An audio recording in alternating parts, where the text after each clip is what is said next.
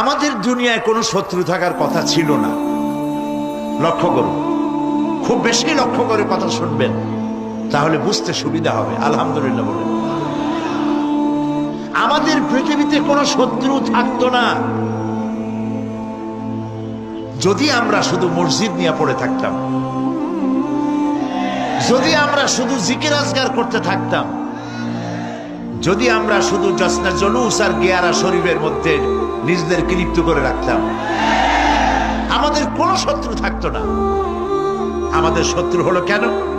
শত্রু হয়েছে এই জন্য আমরা সাংস্কৃতিক অঙ্গনে ভাগ বসাইছি, আমরা রাজনীতির কলিজার মধ্যে হাত ঢুকিয়ে দিয়েছি, আমরা অর্থনীতি সমাজনীতির মধ্যে ঢুকে পড়েছি।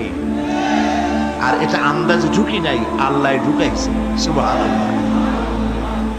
তাই ওরা আমাদের শত্রু। শত্রু